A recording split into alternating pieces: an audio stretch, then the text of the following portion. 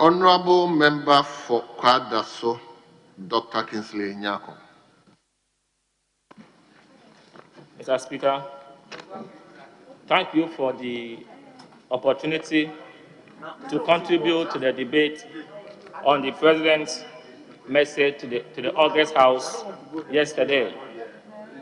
Mr. Speaker, I must say that the President's speech to us yesterday was refreshing, was profound, was impactful, and provided hope to us for now and the future.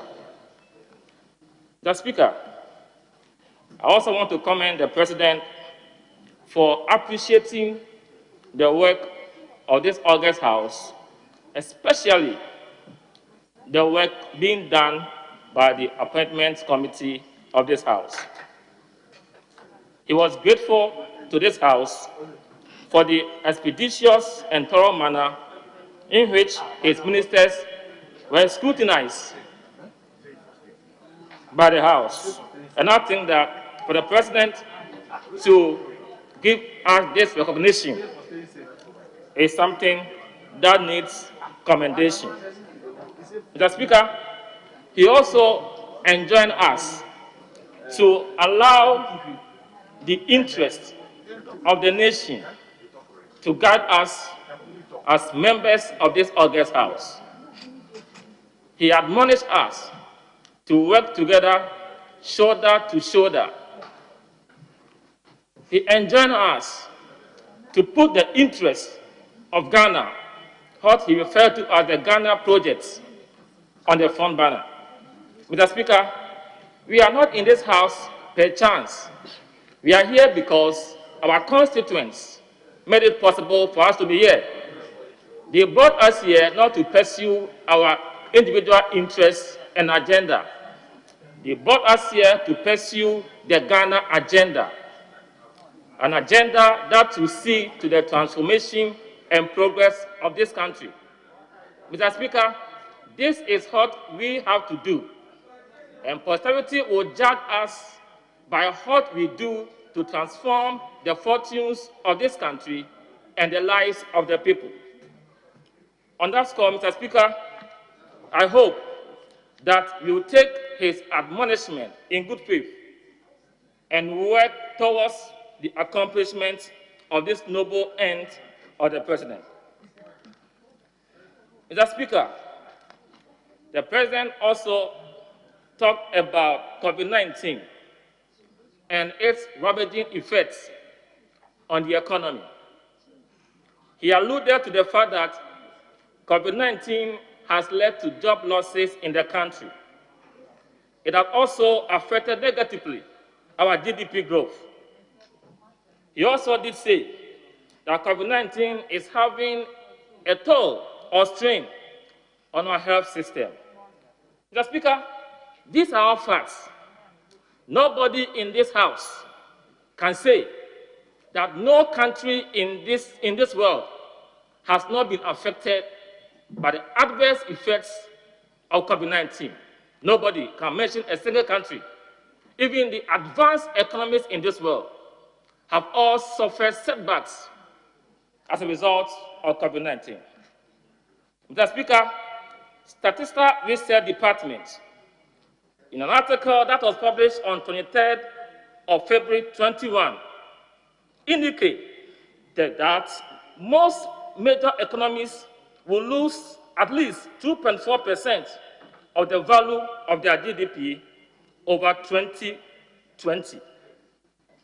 This made economies to reduce their 2020 forecast of global economic growth down from around 3% to 4.5%. Mr. Speaker, this clearly shows that economies in the world have had devastating consequences. Mr. Speaker, this same report indicated that global stock markets suffered dramatic falls. Dow Jones reported its longest ever single-day fall of almost 3,000 points on March 16, 2020. And this was after it suffered similar setback of losing 2,300 points 4 days earlier. Mr. Speaker, in a study done by Jones et al. 2021, they showed that the Financial Times Stock Exchange dropped 14.3% in 2020, its worst performance since 2008. In the same article, in the US of A, the proportion of people out of work hit a yearly total of 8.9%, according to the IMF. The Speaker, and this signaled an end of a decade of job expansion. Obviously, Mr. Speaker, COVID-19 is having egregious effects on the economy. And for our president to have managed this economy in this way, I think all well-meaning Ghanaians must applaud him, because our economy is one of the most resilient economies in the world. And nobody can deny that, Mr. Speaker. The president also said that COVID is affecting our healthcare system. And that is a fact. There's a strain on our health facilities. That is why the president promised to build 111 district hospitals in the country. And I want to plead with this House to support the president to achieve this end. Sadly for me, my constituency was not included. And I want to plead with the Minister for Health to include Kwadaso by providing Kwadaso with a district health hospital. And I'm sure he will do that. Mr. Speaker, yesterday on my way to Accra from Kumasi, I was listening to Peace FM, and I heard the CEO of the Intercity STC Coaching Limited, Anakumia. He said that because of COVID-19, his entity is losing 40% of its revenue.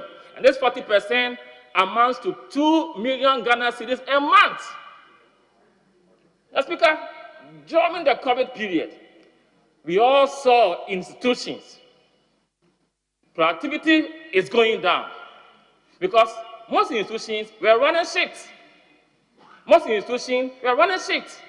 And this obviously will affect our revenue envelope. The president has done well. And according to Nakumia yesterday, the president provides STC a monthly support of 1 million Ghana cedis. He is a good president who thinks about the success of this economy.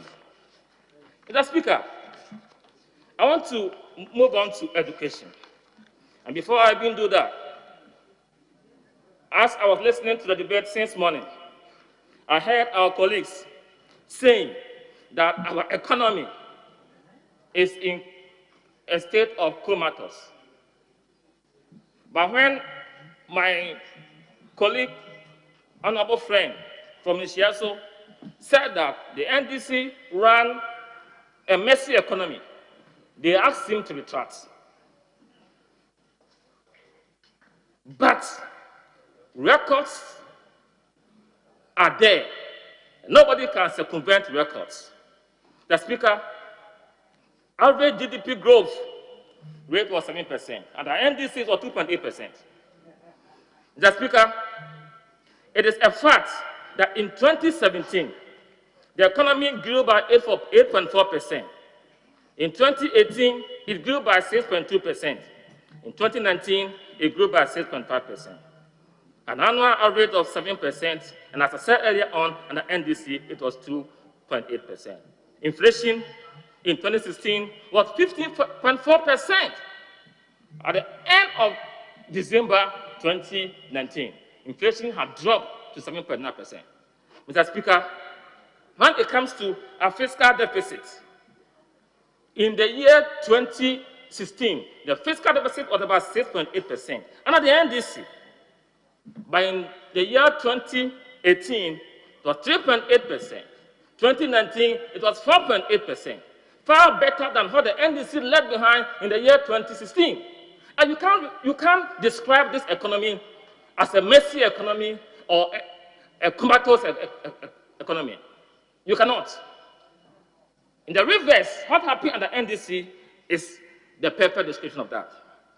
The Speaker, when it comes to the strength of our currency, Under the NDC, the CD division about 18%. Under Kufuor's administration, 8.7%. Half of what happened under the reign of the NDC. This economy had been run well.